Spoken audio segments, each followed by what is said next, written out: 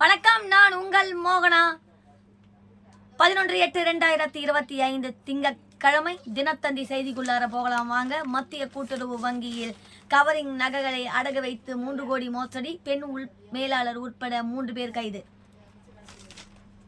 Tiruvannamalai August 11. Tiruvannamalai Gandhi Nagar மத்திய கூட்டுறவு வங்கியில் கவரிங் நகைகளை அடகு வைத்து ரூபாய் 3 கோடி மோசடி செய்ததாக வங்கி பெண் மேலாளர் உட்பட 3 பேர் கைது செய்யப்பட்டனர். திருவண்ணாமலை காந்தி நகரில் மத்திய கூட்டுறவு வங்கி கிழக்கு கிளை செயல்படுகிறது. இங்கு மங்களம் அடுத்த கருமராப்பட்டி கிராமத்தை சேர்ந்த ராமதாஸ், திருவண்ணாமலையை அடுத்த ஆரடாப்பட்டு கிராமத்தை சேர்ந்த ஏழுமலை ஆகிய இருவரும் கடந்த ஆண்டு கவரிங் நகைகளை வங்கியில் வைத்து பணம் பெற்றுள்ளார். இதனைத் தொடர்ந்து ராமதாஸ், ஏழுமலை ஆகிய இருவரிடமும் வங்கியில் உள்ள மேலாளர் மற்றும் நகை மதிப்பீட்டாளர்களை ரகசியமாக பேசி இவர்கள் மூலம் 20க்கும் மேற்பட்டோர் கவரிங் நகைகளை வங்கியில் அடகு வைத்து சுமார் 3 கோடி ரூபாய் அளவில் பெற்றுள்ளனர். இந்த நிலையில் கடந்த சில மாதங்களுக்கு முன்பு கூட்டுறவு வங்கியின் தணிக்கை பிரிவு அதிகாரிகள் காந்தி நகர் மத்திய கூட்டுறவு வங்கி கிளையில் நகைகளை ஆய்வு செய்தார்.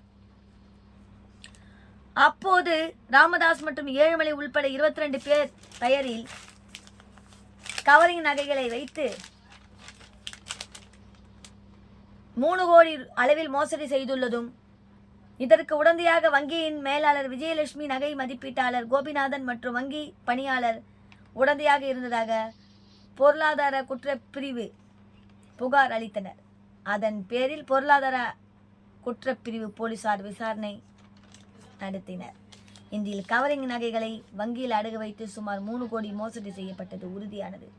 இதையடுத்து வங்கியின் மேலாளர் விஜயலட்சுமி, நகை மதிப்பீட்டாளர் கோபிநாதன் ஏஜென்ட்டாக செயல்பட்ட ஏழுமலை ஆகிய 3 பேரை போலீசார் பொருளாதார குற்றப்பிரிவு மேல் கைது செய்தனர்.